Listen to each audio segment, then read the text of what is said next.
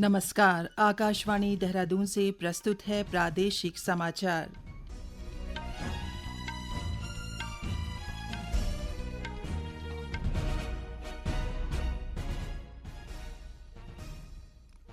पहले मुख्य समाचार। देहरादून में केंद्रीय सामाजिक न्याय और अधिकारिता मंत्रालय का 2 दिवसीय चिंतन शिविर शुरू। कई राज्यों के मंत्री और विभागीय अधिकारी हो रहे हैं शामिल।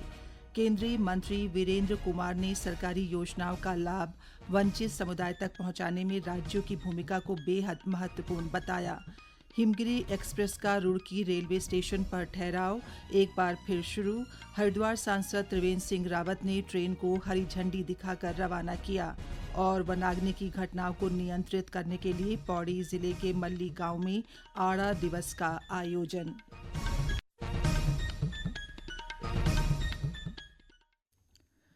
प्रादेशिक समाचार के साथ मैं पंकज सनवाल खुलबे। और अब समाचार विस्तार से। केंद्रीय सामाजिक न्याय और अधिकारिता मंत्रालय का 2 दिवसीय चिंतन शिविर आज देहरादून में शुरू हुआ। इस अवसर पर केंद्रीय सामाजिक न्याय और अधिकारिता मंत्री वीरेंद्र कुमार ने कहा कि सरकारी योजनाओं का लाभ वंचित समुदाय तक पहुंचाने में राज्यों की बेहद महत्वपूर्ण भूमिका है।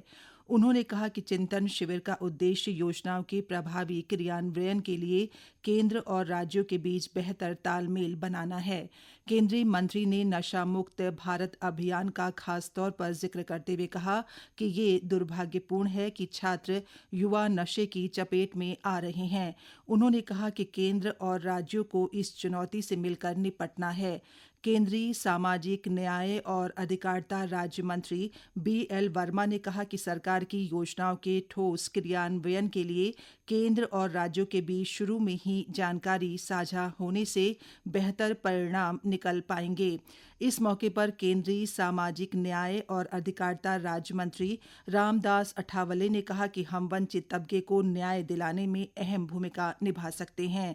उन्होंने कहा कि प्रधानमंत्री ने भी सबका साथ सबका विकास का मूल मंत्र इसीलिए दिया है। इस अवसर पर मुख्यमंत्री पुष्कर सिंह धामी ने कहा कि प्रधानमंत्री नरेंद्र मोदी के मार्गदर्शन में केंद्र सरकार की नीतियों से बीते 1 दशक में देश भर में करीब 30 करोड़ लोग गरीबी रेखा से बाहर निकल चुके हैं। मुख्यमंत्री ने कहा कि प्रधानमंत्री नरेंद्र मोदी के दूरदर्शी नेतृत्व में आज देश में सबका साथ सबका विकास, सबका विश्वास और सबका प्रयास के मूल मंत्र के साथ कार्य किया जा रहा है। उन्होंने कहा कि इस शिविर में होने वाले संवाद से भविष्य में अपनाई जाने वाली सामाजिक सशक्तिकरण की नीतियों का रोड मैप तैयार होगा। चिंतन शिविर में कई राज्यों के मंत्री और विभागीय अधिकारी शामिल हुए। स्वास्थ्य और इससे जुड़ी अच्छी आदतों के बारे में जागरूकता बढ़ाने के लिए आज दुनिया भर में विश्व स्वास्थ्य दिवस मनाया जा रहा है। विश्व स्वास्थ्य संगठन के अनुसार इस वर्ष का विषय है स्वस्थ शुरुआत, आशापूर्ण भविष्य। इस विषय का उद्देश्य मातृ और नवजात मृत्यु को रोकना और महिलाओं के दीर्घकालिक स्वास्थ्य तथा कल्याण को प्राथमिकता देना है। इस अवसर पर प्रधानमंत्री नरेंद्र मोदी ने एक स्वस्थ विश्व के निर्माण के लिए अपनी प्रतिबद्धता की पुष्टि की। अपने संदेश में उन्होंने कहा कि सरकार स्वास्थ्य सेवा पर ध्यान केंद्रित करना जारी रखेगी और लोगों के कल्याण के विभिन्न पहलुओं में निवेश करेगी। श्री मोदी ने इस बात पर जोर दिया कि अच्छा स्वास्थ्य हर संपन्न समाज की नींव है। आज आधुनिक दुनिया की जो लाइफस्टाइल है, जो नई नई बीमारियां हम देख रहे हैं, इसलिए आज निरोगी रहना जीवन की सफर का एक महत्वपूर्ण हिस्सा हो सकता है। हम भारतीय वसुधैव कुटुंबकम और सर्वे संतु निरामय इस भावना से जीने वाले लोग हैं।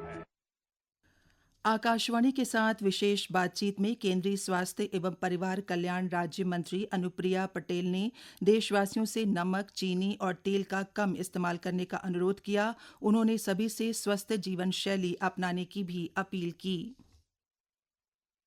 सभी देशवासियों को विश्व स्वास्थ्य दिवस की ढेर सारी शुभकामनाएं। और आज के इस दिन पर आप सबसे सिर्फ यही प्रार्थना है, अपनी सेहत का ख्याल रखें। जरूरी है कि आप पोषण युक्त भोजन लें और किसी न किसी फिजिकल एक्टिविटी में आप जरूर अपने आप को इन्वॉल्व करें। थोड़ा नमक कम, थोड़ा चीनी कम, थोड़ा तेल कम। इस मंत्र को अपनाइए और स्वस्थ रहिए।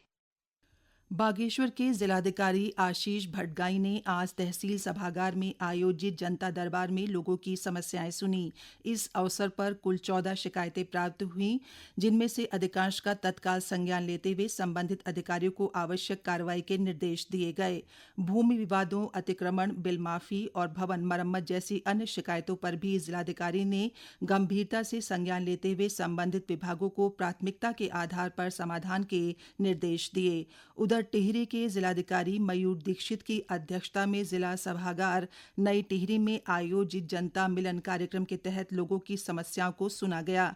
इस मौके पर पुनर्वास, राजस्व, पेयजल, समाज कल्याण, सड़क आदि विभागों से संबंधित 30 जन शिकायतें दर्ज की गईं, जिनमें से अधिकांश का मौके पर ही निस्तारण किया गया। ये समाचार आकाशवाणी के देहरादून केंद्र से प्रसारित किए जा रहे हैं। ताज़ा समाचार के लिए आप हमारे सोशल मीडिया एक्स व Facebook page Akashvani news Uttarakhand को फॉलो कर सकते हैं। साथ ही ये समाचार हमारे YouTube channel Akashvani news Uttarakhand पर भी उपलब्ध हैं। 3 वर्षों के लंबे अंतराल के बाद हिमगिरी एक्सप्रेस का रुड़की रेलवे स्टेशन पर ठहराव एक बार फिर शुरू कर दिया गया है। आज सुबह ट्रेन के आगमन पर हरिद्वार सांसद त्रिवेंद्र सिंह रावत ने अन्य गणमान्य व्यक्तियों के साथ ट्रेन को हरी झंडी दिखाकर रवाना किया। इस अवसर पर श्री रावत ने कहा कि ये ट्रेन अब यहां रुकेगी, जिससे काफी यात्रियों को इसका लाभ होगा। उन्होंने कहा कि आने वाले 3-4 माह में रुड़की रेलवे स्टेशन पूरी सुविधाओं से युक्त होगा। उन्होंने कहा कि 15 से 20 दिनों में झबरेड़ा देवबंद रेलवे लाइन भी शुरू हो जाएगी, जिससे दिल्ली के सफर में आधा से पौना घंटे का समय बचेगा। सांसद ने कहा कि सहारनपुर, लक्सर और हरिद्वार शटल एक्सप्रेस जल्द चालू हो, इसके प्रयास भी किए जा रहे हैं। गौरतलब है कि हिमगिरी एक्सप्रेस का ठहराव करीब 3 साल से रुड़की में बंद था, जबकि रुड़की रेलवे स्टेशन ए श्रेणी में दर्ज है। लोगों की समस्याओं को ध्यान में रखते हुए हिमगिरी एक्सप्रेस का संचालन फिर से शुरू करने की मांग उठी थी। ये ट्रेन रुड़की स्टेशन पर सुबह 3:10 पर पहुंचेगी, जिसके लिए 2 मिनट का स्टॉपेज होगा। प्रदेश में वनाग्नि की घटनाओं को नियंत्रित करने के लिए राज्य सरकार शीतलाखेत मॉडल को अपनाने पर जोर दे रही है। पौड़ी जिले में शीतलाखेत मॉडल की तर्ज पर जन सहभागिता से वनाग्नि की घटनाओं को कम करने के प्रयास स्वरूप वन विभाग आड़ा दिवस कार्यक्रम का आयोजन कर रहा है। श्रीनगर मार्ग और खिरसू पौड़ी मार्ग के बीच पड़ने वाले सभी अति संवेदनशील गांवों में ये कार्यक्रम आयोजित किया गया। सिविल एवं सोयम वन प्रभाग की प्रभागी वनाधिकारी पवन नेगी ने कहा कि मल्ली गांव में आयोजित इस कार्यक्रम में लोगों को खेतों में आड़ा जलाने के दौरान बरतने वाली सावधानियों के बारे में जानकारी दी गई, ताकि जंगलों की तरफ बढ़ने वाली आग को नियंत्रित किया जा सके। आज हमने ग्राम मल्ली में आड़ा दिवस मनाया है। जैसा हमने पूर्व में भी एक जगह आड़ा दिवस मनाया था और शीतलाखेत मॉडल की तर्ज पर आड़ा दिवस मनाया जाता है। और यहाँ अगल बगल के जो 5-6 वन पंचायत हैं, उनके सरपंच और सदस्य लोग भी यहाँ पर शामिल हुए और हमने लोगों को पर्यावरण संरक्षण की शपथ भी दिलाई है और लोगों ने हमें पूरा सहयोग देने का आश्वासन दिया है। मकसद यही है कि जो भी हमारे जो सिविल फॉरेस्ट है या जो रिजर्व फॉरेस्ट में जो आग जाती है, उसका एक मुख्य कारण ये है कि नाप खेतों में जो आड़ा जलाया जाता है, उसमें जो लापरवाही होती है, वो भी एक कारण है। तो हमने लोगों को ये समझाया है कि किस तरीके से आड़ा जलाना चाहिए, कब जलाना चाहिए और उसको जलाने में क्या क्या सावधानी बरतनी चाहिए। तो अगर हम आड़ा बहुत सावधानी पूर्वक जलाते हैं तो निश्चित रूप से जो जंगलों की तरफ बढ़ने वाली आग है उसको नियंत्रित किया जा सकता है। स्थानीय निवासी मधु ने बताया कि पर्यावरण में जो दुष्प्रभावी परिवर्तन हो रहे हैं, इससे बचने के लिए जंगलों को आग से बचाना बहुत जरूरी है। आज वन विभाग के द्वारा जो हम लोगों को ये आड़ा दिवस के रूप में यहाँ पे जो जानकारी दी गई, ये बहुत ही सराहनीय जानकारी है और हम लोगों को वास्तव में इसका अमल करना चाहिए, क्योंकि कहीं न कहीं जंगलों में आग लगने से हमारा जल जीवन और पशु पक्षी कहीं न कहीं उनको नुकसान पहुंचता है। जो आज हम लोगों के द्वारा यहाँ पे वन विभाग के द्वारा संकल्प दिलाया गया है कि हम लोग संकल्प लें कि हम लोग जंगलों को आग से बचाएं। अंत में मुख्य समाचार एक बार फिर। देहरादून में केंद्रीय सामाजिक न्याय और अधिकारिता मंत्रालय का 2 दिवसीय चिंतन शिविर शुरू। कई राज्यों के मंत्री और विभागीय अधिकारी हो रहे हैं शामिल। केंद्रीय मंत्री वीरेंद्र कुमार ने सरकारी योजनाओं का लाभ वंचित समुदाय तक पहुंचाने में राज्यों की भूमिका को बेहद महत्वपूर्ण बताया। हिमगिरी एक्सप्रेस का रुड़की रेलवे स्टेशन पर ठहराव एक बार फिर शुरू। हरिद्वार सांसद त्रिवेंद्र सिंह रावत ने ट्रेन को हरी झंडी दिखाकर रवाना किया। और वनाग्नि की घटनाओं को नियंत्रित करने के लिए पौड़ी जिले के मल्ली गांव में आड़ा दिवस का आयोजन। इसके साथ ही प्रादेशिक समाचार का ये अंक समाप्त हुआ। नमस्कार।